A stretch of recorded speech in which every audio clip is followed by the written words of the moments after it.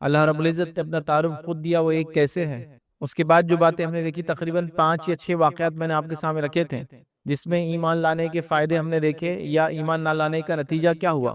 سرداری ہو، مالداری ہو، خاندان حسب نسب ہو، یا اس کے علاوہ انسان کتنا بھی ہوشیار اور دانا ہو، لیکن اگر وہ ایمان نہ لائے تو پھر اس کا دنیا میں ہوشیار ہونا، دانا ہونا، مالدار ہونا، سردار ہونا، خوبصورت ہونا، حسب نسب کچھ فائدہ دیتا نہیں ہے یاد رکھیے۔ یہ ہم نے سارے واقعات بہرحال دیکھے تھے۔ پھر ہم نے یہ دیکھا تھا کہ صحابہ جب ایمان لائے تو ظاہر سی بات ہے وہ مصیبتوں سے اور پریشانیوں سے گزرے، اس لیے کہ ایمان کے کچھ تقاضے ہوتے ہیں، اس سے کچھ ڈیمانڈز ہوتے ہیں، یاد رکھیے وہ لازم ہے۔ یاد رکھیے جب ایک آدمی ایمان کا دعویٰ کرتا ہے تو کچھ تقاضوں کو اس کو پورا کرنا ہوتا ہے۔ انشاءاللہ عزیز کئی موقع ملا تو ان تقاضوں کو بھی رکھنے کی ہم کوشش کریں گے، لیکن صحابہ کی زندگی سے، صحابیہ کی زندگی سے ان تقاضوں کا پتہ چلتا ہے۔ چھوٹے چھوٹے آزمائشوں سے لے کر جان دینے تک ان تقاضوں کو انہوں نے بہرحال پورا کیا اس ایمان اور اسلام کے لیے۔ بہرحال پھر ہم نے دیکھا تھا کہ ایمان، یاد رکھیے، وہ 3 چیزوں کا مجموعہ ہے۔ 3 چیزیں مل کر اسے ایمان کہتے ہیں۔ پہلا ہم نے دیکھا تھا دل سے کسی چیز کی تصدیق کرنا، دوسرا زبان سے اس چیز کا اقرار کرنا، اور تیسرا عمل سے اس چیز کا اظہار کرنا، مطلب اعضاء و جوارح سے اس کا اظہار کرنا۔ ٹھیک ہے، یہ 3 چیزیں مل کر یاد رکھیے ایمان ہوتی ہے۔ اور اس بات پہ ہم نے اپنی بات کو ختم کیا تھا کہ منافق جو ہے وہ دل سے تصدیق نہیں کرتے ہیں، زبان سے اقرار بھی کرتے تھے اور عمل سے اظہار بھی کرتے تھے، لیکن وہ کیا کہلائے؟ منافق۔ اور منافق یہ انسانیت کا سب سے بدترین درجہ، یاد رکھیں۔ انسانیت کے 3 اقسام ہیں، کبھی انشاءاللہ عزیز یہ بھی تفصیلات میں ہم دیکھیں گے، جو سورہ بقرہ کی ابتدائی 21 آیتوں کے اندر کمپلیٹ ہو جاتے ہیں۔ 3 یاد رکھیں انسانیت کی قسمیں ہیں۔ پہلی قسم یاد رکھیں ایمان والوں کی، سورہ بقرہ آیت نمبر 1 سے لے کر 5، ایمان وال کون ہے؟ دوسری قسم کافر کی، جو آیت نمبر 6 اور 7 اس کا مطالعہ کریں آپ، کافروں کی قسم ہے، اور آیت نمبر 7 سے لے کر 21 تک یاد رکھیں، 20 تک معاف کرنا، یہ منافق ہے، یاد رکھیں۔ 3 ہی قسمیں انسانیت کی، ایمان والے، کافر اور منافق۔ منافق سب سے بدترین قسم ہے، اس لیے کہ دعویٰ کرتے ایمان کا ہوتے ہیں کافر، تو ان سے نقصان زیادہ ہے، دھوکہ زیادہ ہے، تو یہ انسانیت کی سب سے بدترین قسم ہے، اس لیے جہنم میں کافروں سے بھی نیچے رہنے والے ہیں۔ بہرحال تو منافق کیا کرتے ہیں؟ زبان سے اقرار کرتے ہیں، عمل سے اظہار بھی کرتے ہیں، نمازیں پڑھ رہے ہیں، روزے رکھ رہے ہیں، سب کچھ کر رہے ہیں بہرحال، لیکن وہ جو ہے دل سے تصدیق نہیں کرتے ہیں۔ تو دل سے تصدیق بڑی اہم چیز ہے، اور یہ تمام چیزیں ہمیں جاننے کی ضرورت ہے۔ اب آئیے، جب انسان ایمان لاتا ہے، یاد رکھیے، تو ایمان لانے کے بعد اس کی ٹیسٹنگ چالو ہو جاتی ہے، اور ایمان لانے کے بعد ساری آزمائشوں سے گزرتا ہے، سارے مشکلوں سے گزرتا ہے، شیطانی بہکاووں سے وہ گزرتا ہے، شیطانی وساوس سے وہ گزرتا ہے، اس لیے کہ شیطان نے ابھی اصل کام کرنا ہے۔ دیکھیے گمراہ لوگوں کو شیطان آلریڈی گمراہ کر چکا ہے، یاد رکھیے۔ اب وہ گمراہ کرنے کے بعد یاد رکھیے اس کے لیے کوئی چانس نہیں ہے، مطلب وہ اور کچھ نیا نہیں کر سکتا ہے، تو وہ گمراہی میں لگے، کوئی شراب میں لگے، کوئی زنا میں لگے، کوئی بدکاری میں لگے، کوئی اور برائی میں لگے،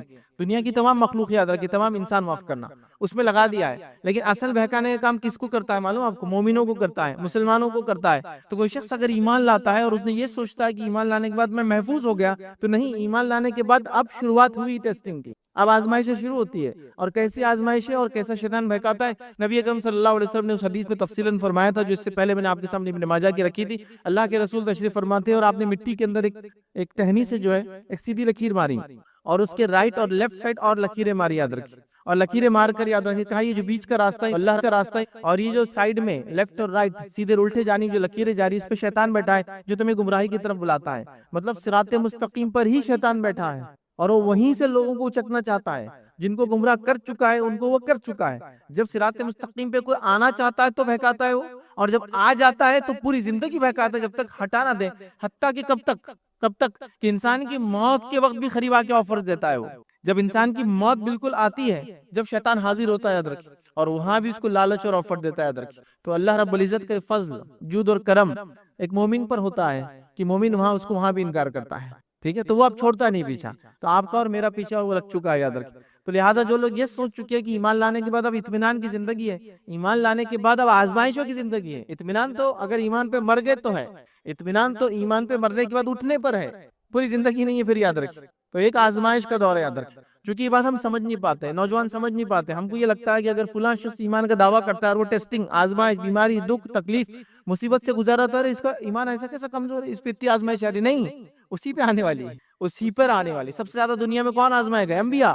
اس کے بعد کون آزمائے گا؟ جو ان پر ایمان لائے، اور جو اس کے بعد ایمان والے، اور اس کے بعد ایمان والے، چونکہ ایمان والوں میں سب سے اونچا درجہ انبیاء کا ہوتا ہے ایمان میں، اس کے بعد ان کے اصحاب، اس کے بعد دیگر لوگ جو ہم میں سے ہوتے، جتنا ایمان زیادہ ہے اتنی آزمائش زیادہ ہے۔ بہرحال تو اس بات کو ہم سمجھیں، تو لہٰذا شیطان اب آزمائشوں میں ڈالتا ہے۔ اب آئیے چلیے ایمان کیا ہے، اسلام کیا ہے، کچھ باتیں دیکھتے ہیں۔ اور یہ ایک حدیث میں آتا ہے ایمان کیا ہے، چونکہ ہمیں ایمان کیا ہے 3 چیزوں کا مجموعہ ہے، اب کن چیزوں پر لانا ہے وہ بھی دیکھ لیتے تاکہ اسی کے اندر یہ ساری چیزیں کور ہو جاتی یاد رکھیں۔ تو نبی صحیح مسلم کی روایت ہے، بہت مشہور روایت ہے، اور جبرائیل علیہ السلام اس روایت کے اندر ہے، اور واقعہ اس طرح سے تفصیلات کا موقع نہیں بہرحال، لیکن شارٹ میں بہرحال واقعہ رکھتا ہوں۔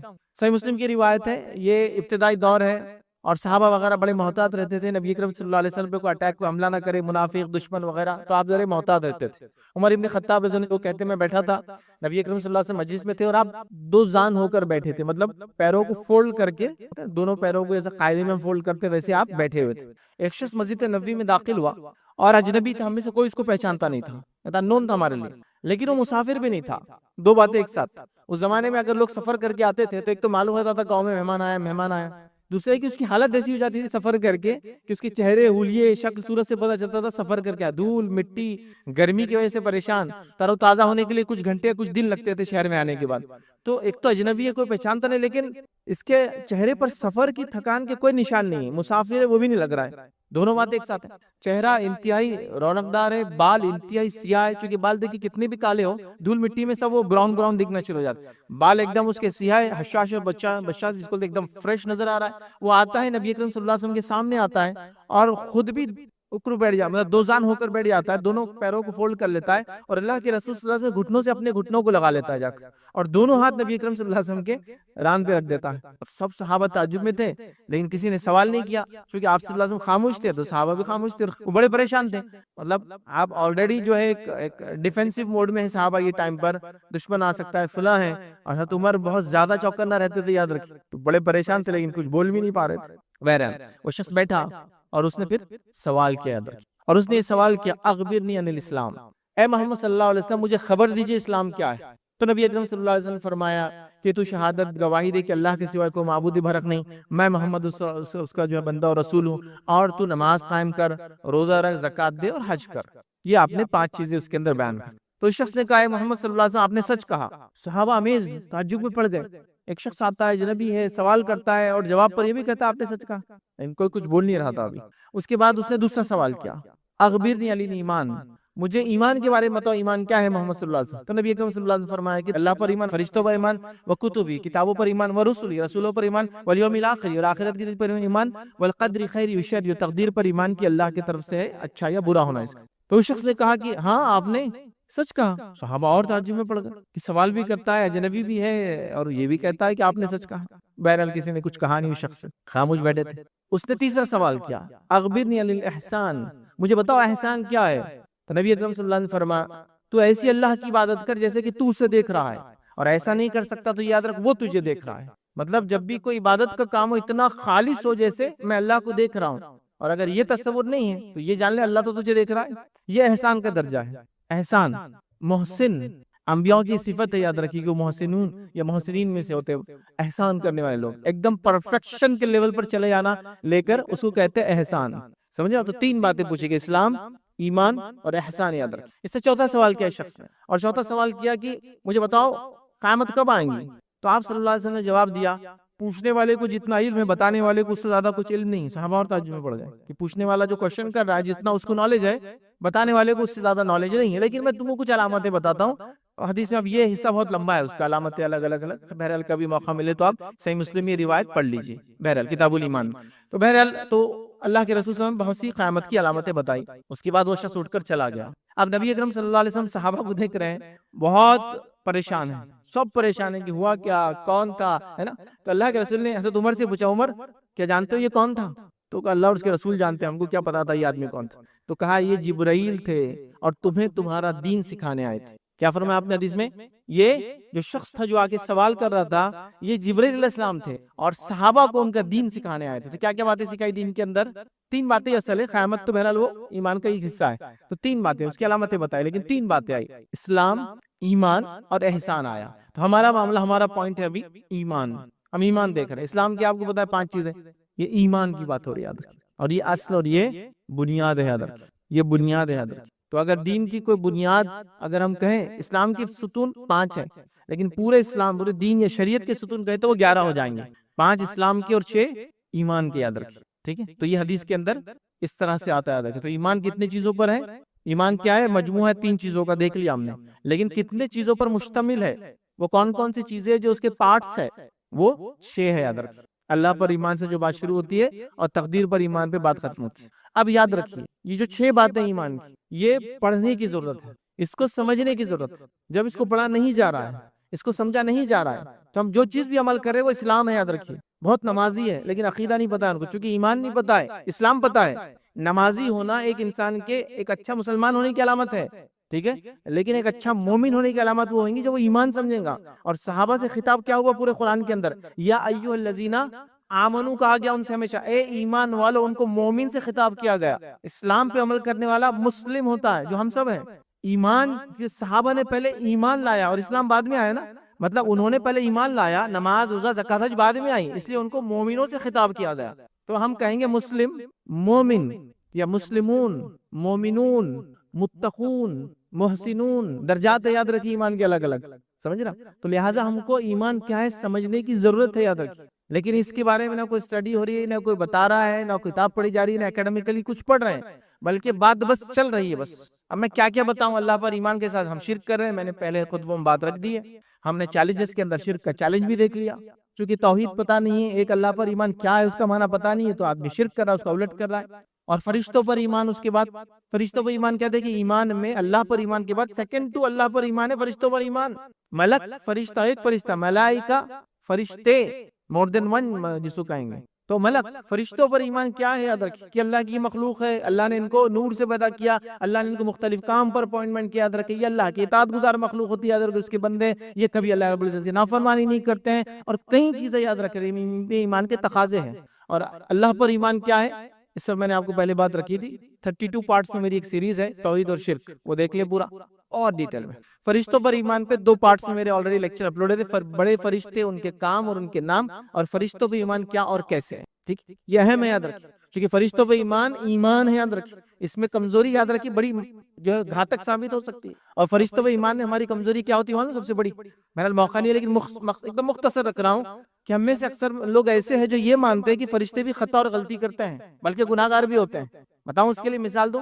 یہ بات بالکل عام چلن ہے، عام فہم، عام چلن، عام بول چال کی ہے کہ شیطان پہلے کیا تھا؟ فرشتہ تھا، پھر کیا کیا؟ نافرمانی کیا تو بن گیا شیطان۔ اللہ اکبر۔ فرشتوں کے اندر اللہ نے وہ صفت ہی نہیں دی ہے کہ وہ کبھی گناہ کرے، تو کیسے وہ شیطان پہلے فرشتہ تھا اور پھر گناہ کیا اس نے؟ بتائیے۔ اللہ رب العزت نے اپنے کتاب میں علل اعلان کہہ دیا، سورہ کہف سورہ نمبر 18 آیت نمبر 50 کھولیے اس کی۔ اللہ نے فرمایا وَإِذْ قُلْنَا لِلْمَلَائِكَةِ اسْجُدُوا لِآدَمَ فَسَجَدُوا إِلَّا إِبْلِيسَ كَانَ مِنَ الْجِنِّ فَفَسَقَ عَنْ أَمْرِ رَبِّهِ، کہ اس کا معنی ہے کہ جب تیرے رب نے حکم دیا فرشتوں کو کہ جھکو آدم کے سامنے، تمام کے تمام جھک گئے سوائے ابلیس کے، وَكَانَ مِنَ الْجِنِّ، وہ جنوں میں سے تھا، وہ جن تھا، فَفَسَقَ عَنْ أَمْرِ رَبِّهِ، اس نے اپنے رب کے حکم جھٹلایا، اب ہمیں بڑا فرشتہ ہے۔ فرشتوں وہ ایمان میں گڑبڑ ہو گئی نا پوری کی پوری، یہ کبھی نافرمانی نہیں کر سکتے اللہ تعالیٰ کی، ان میں وہ صفت ہی نہیں نافرمانی کی۔ ابھی تو یہ کی مثال دی میں نے آپ کو، کئی مثالیں دے سکتے۔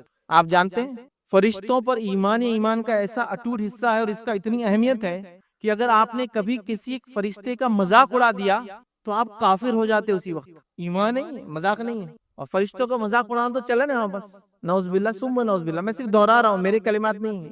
میں تیری صورت تو ملک الموت کے جیسی دکھ رہی، آپ نے مذاق اڑایا ایک فرشتے کا، کافر ہو جاتا ہے کہ انسان فرشتوں کو گالی دینے سے، ان کا مذاق اڑانے سے، ان کا برا بولنے سے۔ فرشتہ آیا پہچان نہیں سکا اور غلطی سے فلاں کام کر کے گیا، سبحان اللہ۔ فرشتے غلطی سے کچھ نہیں کرتے، تمہارا پوسٹ مین غلطی سے کوئی لیٹر نہیں ڈال رہا آج کل بغیر آدھار لیے گئے، فرشتہ غلطی کریں گا؟ سوال ہی نہیں آتا۔ تو فرشتے غلطی کر رہے ہیں، فرشتہ شیطان پہلے فرشتہ تھا، فرشتوں کے مذاق اڑائے جا رہے ہیں، جوکس میں وہ چیزیں استعمال کی جا رہی ہے، ملک الموت کا نعوذ باللہ مذاق اڑایا جا رہا ہے، جہنم کے داروغہ کا مذاق اڑایا جا رہا ہے۔ اور یہ مثالیں علماء نے دی فتاوی کے اندر کہ اگر کوئی یہ کہے کسی کو اس کا سخت چہرہ دیکھ کر، چونکہ جو جہنم کے داروغہ ہے وہ ہنستے نہیں، یاد رکھیں، ان کا نام مالک ہے، وہ ہنستے نہیں، حدیث میں آتا ہے سخت چہرے والے ہیں۔ تو علماء لکھتے ہیں اگر کسی نے کسی کو مزاحیتاً یہ کہا تیرا چہرہ اتنا سخت ہے جیسے کہ مالک کا، تو یہ کافر ہو گیا، چونکہ فرشتے مذاق اڑانے کی چیز نہیں ہے، ایمان کا حصہ ہے۔ آمنت باللہ و ملائکتی میں آتا ہے، ای وقت نہیں بہرا، وہ کتبی، کتاب اور ایمان، ساری کتابیں اللہ کی طرف سے، کل اجل کتاب، ہر دور میں کتاب اللہ تعالیٰ نے بھیجی ہے۔ نام سے ہم 4 کتابوں کو جانتے ہیں، اور تذکرتاً 5 کتابوں کو ہم جانتے ہیں۔ 4 کتابیں قرآن، توریت، زبور، انجیل اور قرآن، یہ 4 نام سے جانتے ہیں۔ تذکرے میں 5 آتی ہے، صحف ابراہیم بول کے ایک جگہ لفظ آتا ہے، تو تذکرہ 5 کا ہے، نام 4 کا ہے، یہ سب اللہ کی طرف سے تھی۔ اور ایک جگہ فرمایا ہر زمانے میں ایک نبی، کل اجل کتاب، ہر دور میں ایک کتاب، مطلب کتابیں بھی آئی کہیں، جتنی بار ہم سب پہ ایمان لاتے ہیں۔ آزمائشوں میں گرفتار ہونے والے لوگ یا آزمائشیں کن پر آتی ہیں، آج کے لیکچر میں جمعہ میں ہم یہ دیکھیں گے، اور اگلے جمعہ انشاءاللہ عزیز آزمائش آئے تو کیا کرے، وہ انشاءاللہ عزیز دیکھیں گے اس کے بعد کا۔ تو بہرحال آزمائش میں گرفتار ہونے والے لوگ یا آزمائشوں سے گزرنے والے لوگ، یہ ٹاپک کی ضرورت کیوں محسوس ہوئی، وہ اس اعتبار سے کہ جس دور اور جس زمانے سے ہم گزر رہے ہیں، یہ دور فتنوں کا دور ہے، اور ظاہر سی بات ہے فتنوں کا دور جو ہے مومنوں کے لیے آزمائش لاتا ہے، یاد رکھیے۔ جب فتنوں کا دور آتا ہے، فتنوں سے مراد یاد رکھیے وہ چیز ہوتی ہے جو آپ کو دین کے معاملے میں گڑبڑ کر دے، دین کے معاملے میں گمراہ کر دے، دین کے معاملے میں مسائل پیدا کر دے، وہ فتنہ ہوتا ہے، یاد رکھیے۔ ویسے اردو زبان میں ہر عام چیز کو جو نقصان دیتی فتنہ بولتے ہیں، لیکن دینی اعتبار سے کہا کہ فلاں فتنہ ہے، اس کا مطلب یہ کہ آپ کو دین کے معاملے میں وہ آزمائش میں ڈال دے رہی، وہ چیز یاد رکھیں۔ تو بہرحال فتنوں میں لوگ مبتلا، یہ دور فتنوں کا چل رہا ہے، ایمان والا ہونے کی وجہ سے، مسلمان ہونے کی وجہ سے، مسلمان نام ہونے کی وجہ سے، ہر قسم کی فتنے، آزمائشیں، ٹیسٹنگ سے انسان گزر رہا ہے۔ چھوٹی موٹی تجارتوں سے لے کر بڑی بڑی تجارتوں میں لوگ نام دیکھ کر چیزیں خرید و فروخت کر رہے ہیں۔ مسائل، یہ حالات اس درجے چلے گئے کہ نام پوچھ کے لوگوں کو قتل کر دیا جا رہا ہے۔ آپ سب دیکھ رہے حالات کس طرح سے چل رہے ہیں۔ تو ایک تھاٹ اور ایک سوچ ہمارے اندر پیدا ہوتی ہے، کیا ہم ایمان والے ہیں یا نہیں ہیں؟ جب ایمان والے ہیں تو پھر دیگر لوگ اتنے آسانی سے زندگیاں گزار رہے ہیں، اور ہم لوگ کیوں اتنی تکلیف اور مشکلوں میں زندگی گزار رہے ہیں؟ اور جب یہ فتنے آ رہے ہیں تو لوگ اس فتنوں کو، ان آزمائشوں کو سمجھ نہیں پا رہے، ان فتنوں کی وجہ سے جو آزمائش میں مبتلا ہو رہے ہیں، نتیجتاً وہ غلط ڈیسیجنز لے رہے ہیں، غلط کنکلوژنز، مطلب نتائج پر پہنچ رہے ہیں۔ کسی کو یہ لگ رہا ہے کہ میرے مسلمان ہونے سے یہ ہوا تو میں اگر اسلام چھوڑ دوں یا اسلام میں کمی اختیار کر لوں یا حالات اپنے بدل دوں یا احوال اپنے بدل لوں یا اپنے آؤٹ لک بدل لوں یا اپنا کچھ نہ کچھ ایسا کر لوں جس سے پتہ نہ چلے میں کون ہوں، تو میں شاید کامیاب ہو جاؤں گا۔ تو ایک ٹیسٹنگ بھر ہے جس کو ایج سے ہم گزر رہے ہیں، اور ہم کو یہ پتہ نہیں ہے کہ آزمائشیں، یاد رکھیے، یہ ایمان والوں کے ساتھ ہی آتی ہیں۔ اس لیے آزمائش میں گرفتار ہونے والے لوگ کون ہیں؟ وہ مطلب اللہ تعالیٰ کن کو ٹیسٹ کرتا ہے، کن کو آزماتا ہے۔ ہمارا تھاٹ، یہ ہماری سوچ یہ بن گئی کہ وہ لوگ جو ایمان نہیں لاتے، وہ لوگ جو ایمان پر نہیں ہوتے، وہ آزمائے جاتے ہیں یا انہیں آزمایا جانا چاہیے۔ ہم تو ایمان کا دعویٰ کر چکے ہیں نا، لیکن یاد رکھیے جو دعویٰ کرتا ہے آزمائش اسی کی ہوتی ہے۔ جس بچے نے یہ دعویٰ کیا کہ میں نے 10ویں کا سلیبس پڑھ لیا ہوں تو وہ امتحان کے قابل ہو گیا، تو اس کو کہا جاتا ٹیسٹ دیجیے بھائی، پاس کر لیے تو مطلب آپ قابل تھے کہ آپ نے 10ویں کا پڑھ لیا، آپ آگے بڑھیں گے۔ کوئی طالب علم یہ کہہ رہا ہے کہ میں فلاں امتحان دے سکتا ہوں یا فلاں کورس کر سکتا ہوں، تو پھر اس کو محنت کرنا پڑتا ہے، اس کورس کے ایگزام کو پاس کرنا پڑتا ہے، اگر پاس کر لیتا ہے تو پتہ چلتا ہے وہ صحیح ہے۔ تو جو دعویٰ کرتا ہے وہ آزمائش سے گزرتا ہے، یہ ایک دم نیچرل ہے، یہ ایک دم جس کو کہیں گے عام بات ہے، یاد رکھیں دنیا میں یہی ہوتا ہے۔ کوئی بچہ کہے کہ میں فلاں چیز چڑھ سکتا ہوں تو آپ کہتے چڑھ کے بتاؤ، میں فلاں چیز کھا سکتا ہوں تو کھا کے بتاؤ، میں فلاں چیز کر سکتا ہوں تو کر کے بتاؤ، تو میں ایمان والا ہوں تو پھر گزر کے بتاؤ اس پر۔ کیونکہ ایمان کی راہ آسان نہیں، یاد رکھیں، ایمان کی راہ اس لیے بھی مشکل ہے کہ اللہ رب العزت ایمان والوں کو کم وقت میں زیادہ درجات دینا چاہتا ہے، کم وقت میں زیادہ اجر دینا چاہتا ہے، کم وقت میں زیادہ فائدہ دینا چاہتا ہے، اس لیے ان کو ٹیسٹ لیتا ہے۔ انبیاء علیہ السلام کا جو درجہ ہے، کیا لگتا ہے آپ کو یہ درجہ بغیر آزمائش ان کو ملا ہے؟ نہیں، ان کو آزمائش کی وجہ سے درجہ ملا ہے، اور ان کو اللہ تعالیٰ بہت اونچے مقامات تک لے جانا چاہتا ہے، تو لہٰذا ان کی آزمائش بہت زیادہ کرتا ہے تاکہ کم وقت میں وہ زیادہ اجر کر لے۔ دیکھیں ایک آدمی نماز پڑھے گا، پورا 24 گھنٹے نماز پڑھا بھی تو مقام نہیں ملے گا، نماز کے ساتھ اس کو تکلیف آ رہی ہے، اس پہ وہ صبر کر رہا ہے، مقام اور درجہ بلند ہو جاتا ہے۔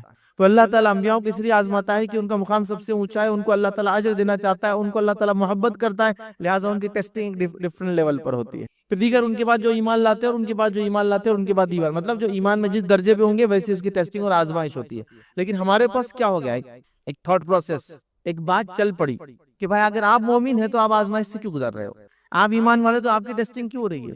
اگر اللہ آپ کا ہے تو آپ کو ایسا کیوں تکلیف دے رہا ہے اور ایسا کیوں آزما رہا ہے؟ تو گویا ہم سمجھ نہیں پا رہے ہیں یا پھر ہم کو سمجھایا نہیں جا رہا، نتیجتاً کبھی کبھار ہم خود غلط کنکلوژنز، غلط ریزلٹس پہ آ جا رہے ہیں، اور کبھی کبھار یہ ہو رہا ہے کہ ان باتوں کی وجہ سے جو ہم سمجھ نہیں پا رہے کہ ٹیسٹنگ کیوں ہو رہی ہے، ہم چیزوں کے بارے میں بہت ہی مختلف سوچ رکھ رہے ہیں، اور باتیں پھر سامنے آ رہی ہے آپ کو کہ کوئی یہ سوچ رہا ہے کہ اپنا نام چھپا دوں، کوئی یہ سوچ رہا ہے کہ کیا میں اپنا مذہب بدل لوں، کوئی یہ سوچ رہا ہے کہ میں شاید ایمان والا ہی نہیں ہوں، اس لیے کہ آزمائش تو ہم کو آنا ہی نہیں چاہیے تھی، تو یاد رکھو آئیں گی۔ اب آزمائش اور عذاب، یہ دو ایسی چیزیں یاد رکھیے، یہ دکھنے میں ایک جیسی ہوتی ہے، تو وہ ڈفرنس دیکھ کر آگے بڑھتے ہیں انشاءاللہ۔ آزمائش میں گرفتار کون ہوتا ہے؟ یہ دونوں ایک جیسی ہوتی ہے۔ صحابہ ایمان لائے، تکلیف دیے گئے، کسی کو گلے میں رسی ڈال کے چلایا گیا، کسی کو تپتی ریت پر لٹایا گیا، کسی کو آنکھ کے انگاروں پہ لٹایا گیا، کسی کو آنکھ کے انگاروں سے گزارا گیا، کسی کو گرم کھولتے ہوئے تیل کے اندر ڈالا گیا، کسی کو جانور کو دو طرف پیروں پہ باندھ کر دونوں طرف دوڑا دیا گیا، دو ٹکڑے کر دیا گیا، کسی کے سر پہ آرے رکھ کے چیر دیا گیا، کسی کے اوپر لوہے کی کنگیاں چلا کے ان کی کھالیں نکال دی گئی، کسی کو گرم کر کے کرسیوں پر بٹھایا گیا اور ان کی موت کو دیکھ کر لوگوں نے انجوائے کیا، کسی کو بھوکے شیروں کے سامنے ڈال دیا گیا۔ عیسیٰ علیہ السلام پہ جو ایمان لائے تھے ان کی واقعات پائی، رومی سلطنت ان کے ساتھ کیا سلوک کرتی تھی، ان کو بڑے بڑے اکھاڑے جو ہوتے تھے، کولوسیل جس کو کہتے ہیں، وہ اس میں لے جاتے تھے، بڑے مطلب سمجھے سٹیج ہے بہت بڑا، وہاں اسٹوڈیو جیسا ہوتا تھا، لوگ بیٹھتے تھے اور وہاں بھوکے شیروں کے سامنے ان کو ڈال دیا جاتا تھا۔ بہرحال الگ الگ جو ہے طریقے سے آزمائے گئے، تو ظاہر سی بات ہے، یاد رکھیے یہ ٹیسٹ، یہ آزمائش یاد رکھیے ایمان والوں کے ساتھ آنا ہے، تو یہ انہی پہ آتی ہے جو ایمان لاتے، یاد رکھیے، اور یہ ٹیسٹ ایمان کی وجہ سے ہوتا ہے، یاد رکھیے۔ تو فرق یہ ایمان اور آزمائش میں، آپ ایمان لائیں گے تو آپ کے ساتھ یہ ٹیسٹ ہوگا، آپ آزمائے جاؤں گے اس کے، اور جو ایمان نہیں لاتے یا ایمان پر چلنے کا صرف دعویٰ ہے، ان کو جو دکھ، تکلیفیں، پریشانی، مصیبت اس دنیا میں آتی ہے، یاد رکھیے وہ عذاب ہے، یاد رکھیے، کیونکہ دونوں دکھتے ایک جیسے ہیں۔ یہاں دیکھیے اتنی تکلیفیں دی گئی، تو آپ کہیں گے یہ کیسی تکلیفیں تیل میں ڈال دیا جا رہا ہے، یہ کیسی تکلیفیں آنکھ میں لٹا دیا جا رہا ہے، اور وہاں کافروں کے ساتھ بھی وہی سلوک ہو رہا ہے، ان کو ویسی دکھ اور تکلیف مل رہی، تو دونوں کی تکلیف میں فرق یہ ہے کہ یہ ایمان لائے ہیں، اس کی وجہ سے ٹیسٹ کیے جا رہے ہیں، انہوں نے حق کو اختیار کیا ہے اس لیے ٹیسٹ کیے جا رہے ہیں، انہوں نے اچھائی کو دینا اور برائی کے روکنے میں آگے بڑھے اس لیے آزمائے جا رہے ہیں، یہ انبیاء پر کتابوں پر ایمان لائے اس لیے آزمائے جا رہے ہیں، جو تکلیفیں ان کو ایمان کی وجہ سے آ رہی ہے یہ آزمائش، اور جو تکلیفیں ایمان کو چھوڑنے کی وجہ سے، ایمان نہیں لانے کی وجہ سے، یا ایمان کمزور ہونے کی وجہ سے آتی ہے، اس کو عذاب کہا جائے گا۔ جیسا بہت ساری قوموں نے ایمان کا دعویٰ کیا، اس کے بعد بھی عذاب آتا ہے، چونکہ انبیاء کی بات نہیں مانی، حلال حرام کی تمیز نہیں کی، ناپ تول میں کمی کی، اور کہیں قرآن پڑھ لیجئے آپ کو ملیں گے واقعات، تو عذاب اور آزمائش میں فرق سمجھ لیا۔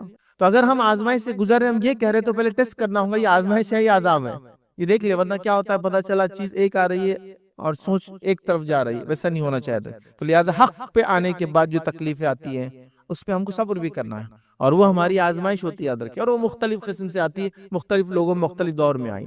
تو ہم دیکھتے ہیں دنیا میں جو آیا وہ آزمایا گیا، دنیا میں جو آیا اس کا ٹیسٹ لیا گیا، ہم سے پہلوں کے ساتھ یہ ہوا، ہمارے اطراف اور ہمارے ساتھ یہ ہو رہا ہے، اور ہمارے بعد بھی یہ سلسلہ اللہ کی سنت و طریقہ چلتا رہے گا، یاد رکھیے۔ تو مومنوں کے اس معاملے میں تیار رہنا چاہیے، یاد رکھیے۔ اسی طرح یاد رکھیے انبیاء اور صالحین کو آپ لیں، انبیاء اور نیک لوگوں کو آپ لیں تو مختلف ڈھنگ سے آزمائے گئے، کسی کو بیماریاں ہو گئی، کسی کو قید خانے میں ڈال دیا گیا، کسی کو دشمنوں نے ایذا اور تکلیفیں پہنچائی، کسی کو مال و دولت اس کی لوٹ لی گئی، کسی کو اپنے وطن سے بے وطن کر دیا گیا، کسی کی جان لے لی گئی، یاد رکھیے، اور کسی کو اتنی تکلیفیں اذیتیں دی کہ وہ پریشان ہوتے، یاد رکھیے، اور یہ ہوا، یاد رکھیے، ہر دور میں ہوا اور ہر دور میں ہوتا رہے گا، یاد رکھیے۔ تو لہٰذا آزمائش آتی ہے، یاد رکھیے۔ مثالیں اگر آپ کو دوں تو بیماری کی مثال، چونکہ وہ چیزیں جو عام طور سے ہمارے سماج میں ہوتی ہے ان کی چند مثالیں دیتا ہوں کہ کیسے لوگ آزمائے گئے، ایمان لائے تھے۔ پہلی مثال لے لیجیے بیماری۔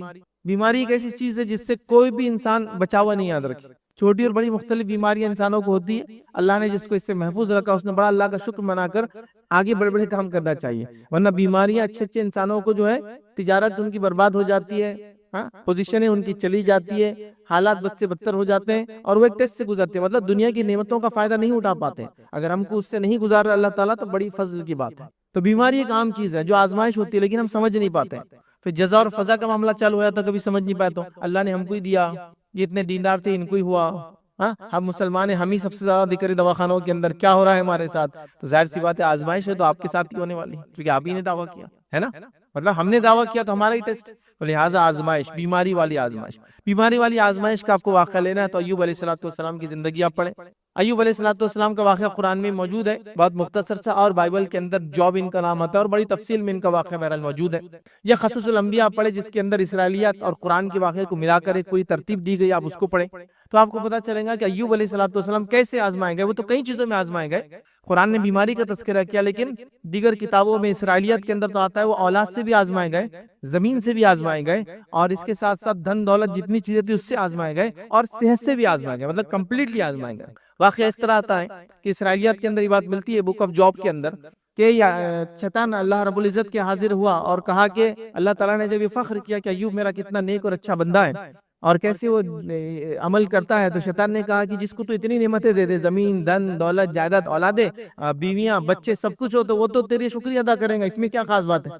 تو اللہ تعالیٰ نے پھر ان کی زمین چھین لی اس کے بعد ان کی اولاد کو موت دے دی، جو کہ 100 سے زیادہ ان کو لڑکے تھے، ان کا انتقال ہو گیا، ان کی بیویاں ان کو چھوڑ کر چلی گئی، اور ایک کے بعد ایک ٹیسٹ آئی، حتیٰ کہ وہ صحت میں تھے، لیکن شیطان نے کہا صحت ہو تو انسان سب کچھ کما لیتا ہے، صحت سے بھی نہیں آزمایا تو اللہ نے ان کو بیماری بھی عطا کر دی۔ اسرائیلیات تھے لیکن یاد، لیکن قرآن نے بیماری کا تذکرہ تو بہرحال کیا کہ شیطان مجھے چھو کر گیا بول کر وہ تذکرہ ہے۔ بہرحال ایوب علیہ السلام بیمار ہو گئے، اور بیماری میں جو انہوں نے صبر کیا اسی سے وہ مشہور بھی یاد رکھی، تو بیماری ان کیا، تو بیمار کو ہے تو ایوب علیہ السلام کا واقعہ پڑھے، کیسے ٹیسٹ کیے گئے، بہت زیادہ سخت آزمائے گئے اپنی صحت سے، جس کی کوئی انتہا نہیں، جس کی کوئی انتہا نہیں یاد رکھی، شاید وہ جلد والی بیماری تھی یا جلد کے ساتھ ساتھ جسم کی اور اعضاء میں بیماری تھی، بہرحال شیطان ان کو چھو کر گیا تھا اور اس نے ان کو آزمائش میں مبتلا کر دیا تھا، یاد رکھی۔ تو بہرحال اللہ تعالیٰ نے ان کو یہ آزمائش سے گزارا، اور ایوب علیہ السلام ہمارے لیے نمونہ ہے کہ کوئی بیمار ہو جائے تو صبر کریں۔ اب آزمائش میں کرنا کیا ہے وہ انشاءاللہ اگلی جمعہ رکھوں گا، اس چاہے کسی بھی قسم کی آزمائش سے ہم گزر رہے ہوں، تو یہ مثال ہے ایوب علیہ السلام، وہ لوگ جو بیمار ہیں۔ اس کے علاوہ بھی نیک اور صالحین کی بیماری کے تذکرے جو ہے موجود ہے، یاد رکھیے، آپ اس کو پڑھیں اور اس کو سمجھنے کی کوشش کریں۔ تو ہم کو بیماری میں صبر کرنا ہے، اس لیے کہ اللہ گزارتا ہے، اور اللہ نے اپنے ایک نیک بندے کو، سب سے نیک بندوں میں سے ایک بندے کو، انبیاء سب سے نیک ہوتے ہیں، ان کو بیماری دے کر ہم کو ٹیسٹ کرا کے بتا دیا کہ دیکھو ہم نے ان کو گزارا اور یہ صبر کرتے رہے اللہ پر، یہ ہم کو کرنا ہے۔ آئیے اسی طرح جو آزمائشوں میں ایک آزمائش یاد رکھی جو ہوتی ہے رشتہ داروں کا یا تو چھوٹ جانا یا تو گم ہو جانا یا آپ کو چھوڑ دینا، حالانکہ واقعہ گم ہونے کا ہے، لیکن دونوں میں وہی ہوتا ہے کہ انسان دوسرے سے دور ہو جاتا ہے، اور اس کی مثال ہے یعقوب علیہ السلام، جن کا ہونہار بے انتہا خوبصورت لڑکا جو ہے، اس کے ساتھ اس کے بھائیوں نے کیا سلوک کیا آپ سب جانتے ہیں، یوسف علیہ السلام کا واقعہ، لیکن اصل یعقوب کی آزمائش تھی علیہ السلام کی، کہ ایک باپ ہونے کے ناطے سوچئے کہ کیا آزمائش ہوتی ہے اس باپ کے لیے، اس کا بیٹا ہو اور ابھی بس لڑکپن کو پہنچا ہو، اور اس کو اس کے بھائیوں نے گھمانے لے گئے اور بولے کہ بس جانور کھا گیا، خون میں ایک کپڑا بھگا کر لائے اور کہا یوسف کو جو جانور کھا گیا، اور لے جا کے سوکھے کنویں میں ڈال دیا، لیکن اس باپ پر کیا گزری ہے۔ یعقوب علیہ السلام جانتے تھے کہ یوسف واپس آنے والے ہیں، نہیں جانتے ایسا نہیں تھے، چونکہ وہ خواب دکھایا جا چکا تھا نا، تو خواب دیکھ لیا تو اور کہا تھا یہ خواب اپنے بھائیوں کو مت بتانا، شیطان چونکہ کھلا دشمن ہے تو وہ جانتے تھے ہم ملیں گے، لیکن بیٹے کی جدائی، بیٹے سے دوری، وہ دوری آپ برداشت نہیں کر پا، اتنا صبر سے گزرے، اتنا پریشان ہوئے، اور روایتوں میں آتا آپ روتے تھے اپنے بیٹے کے لیے کہ آنکھیں چلی گئی، اب دکھتا نہیں تھا، بیمار ہو گئے، اب دکھنا بند ہو گیا، اور اسی وجہ سے اب دکھنا بند ہوا تو اس زمانے کے طبیب نے کہا کہ آپ اونٹ کا گوشت نہیں کھانا چاہیے، تاکہ وہ بیماری سے، اس زمانے میں وہ آزمائے گئے، آنکھیں ضائع ہو گئی بیٹے کی محبت میں۔ تو آپ کا بھی اگر کوئی رشتہ دار گم ہو چکا ہے، یا گم تو نہیں ہوا، آج کل الگ ڈھنگ سے لوگ گم ہو جاتے ہیں، چھوڑ دیتے ہیں، چاہے وہ بیٹے نے باپ کو چھوڑ دیا ہو، بیٹی باپ کو چھوڑنا چاہتی ہے اس لیے کہ اس کو کسی اور سے محبت ہے باپ سے زیادہ، یا رشتہ اپنی ماں کو چھوڑنا چاہتی ہے، تو یہ رشتہ داریاں بھی جب دور ہوتی ہے تو انسان پریشان ہوتا ہے۔ ٹھیک ہے وہ بولتا نہیں ہے کہ بھائی میں پریشان ہوں، لیکن یہ سب چیزیں محسوس ہونے والی ہے، سوچ میں آتی ہے، جسمانی طور سے فزیکلی نظر نہ آئے۔ تو یہ ایک ٹیسٹ سے دیکھیے کہ ایک نبی گزرے ہیں، انہوں نے صبر کیا، انہوں نے صبر کے ساتھ اس مرحلے سے گزرے ہیں۔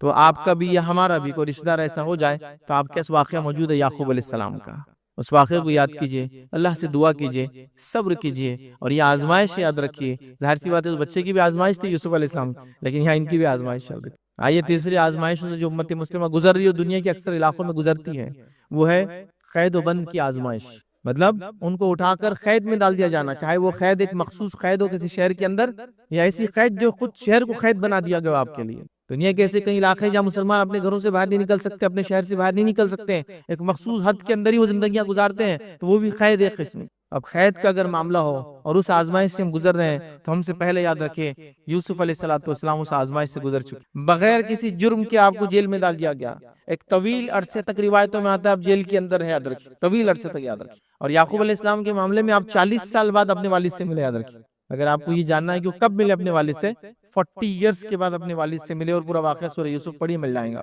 تو یہاں جو ہے جیل میں چلے گئے، زندگی ایک بڑا مرحلہ جیل میں گزارا، اور جیل کے اندر بغیر کسی کرائم کے اندر گئے۔